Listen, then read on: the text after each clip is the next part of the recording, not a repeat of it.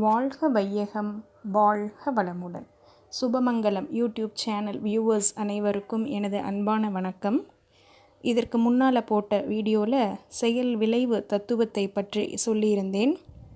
அதை இன்னும் ஆழமாக புரிஞ்சுக்கிறதுக்கு ஒரு குட்டி கதை. ஒரு நாட்டுடைய அரசன் தனது நாட்டை இன்னும் சிறப்பானதாக கவனித்து கொள்வதற்கு தனது 3 மந்திரிகளுக்கு வானளாவிய அதிகாரத்தை கொடுத்து செயல்பட சொல்கிறார். பொதுவாக ஒருத்தருக்கு அதிகாரம் கையில் வந்துட்டாலே அவங்க அதை முறையாக பயன்படுத்துக்கிறதுக்கு பதிலாக அதிகார துஷ்பிரயோகம் தான் பண்ணுவாங்க.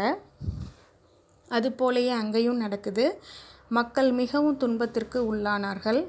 ஒரு வழியாக அரசர்கிட்ட போய் அனைவரும் மந்திரிகளை பற்றி முறையிடுறாங்க. உடனே அந்த அரசர் 3 மந்திரிகளையும் அழைத்து ஒவ்வொருவர் கையிலையும் ஒரு கூடையை கொடுத்து நாட்டு மக்களின் மகிழ்ச்சிக்காக காட்டிற்கு சென்று பழங்களை எடுத்து வாருங்கள் என சொல்லி அனுப்புகிறார். 3 பேரும் அவ்வாறே சென்று பழங்களோடு நாடு திரும்பினர். வந்தவர்களை எந்த கேள்வியும் கேட்காமல், கொண்டு வந்த பழங்களை பார்க்காமல் தனித்தனி சிறையில் 3 பேரையும் அடைத்து அவரவர்கள் கொண்டு வந்த பழத்தை உண்டு 1 மாத காலம் உயிர் வாழ வேண்டுமாய் உத்தரவிடுகிறார்.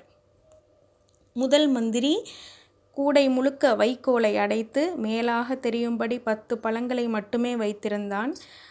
அவனால் 1 வாரம் கூட தாக்கு பிடிக்க முடியவில்லை, உயிர் வாழ முடியவில்லை. 2வது மந்திரி கூடை முழுக்க நல்ல பழங்கள், அழுகின பழங்கள் என 2யுமே கலந்து கொண்டு வந்திருந்தான். அழுகின பழங்களே பாதிக்கு மேல் இருந்தன. மீதி பழங்களை உண்டு 2 வாரம் மட்டுமே உயிர் வாழ முடிந்தது. 3வது மந்திரி தன்னுடைய கூடையின் அடிப்பகுதியில் பச்சை காய்களையும், அதற்கு மேல் செங்காய்களையும், அதற்கு மேல் பழங்களையும், அதற்கு மேல் நல்ல பழுத்த பழங்களையும் அடுக்கி கொண்டு வந்திருந்தான். முதல் வாரம் பழுத்த பழங்களை உண்டான். 2வது வாரம் அதற்கு அடியில் இருந்த பழங்களை உண்டான்.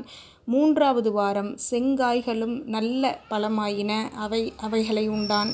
4வது வாரம் பச்சை காய்களும் கனியாயின, அவைகளையும் உண்டான். 1 மாத காலம் சிறைவாசம் முடித்து வெளியில் வந்தான். அரசன் அவனையே மக்களுக்கான சிந்திக்கும் சிறந்த அதிகாரி என்று அதிகாரியாக்கினான். இந்த கதையின் மூலம் நாம் அறிந்து கொள்வது என்னவென்றால், மற்ற 2 மந்திரிகள் மாண்டு போவதற்கு அரசன் காரணமல்ல, அவனவன் செய்த செயல்களே காரணம். இதுவே செயல் விளைவு தத்துவம். மீண்டும் மற்றொரு பதிவில் இணைவோம். வாழ்க வளமுடன்.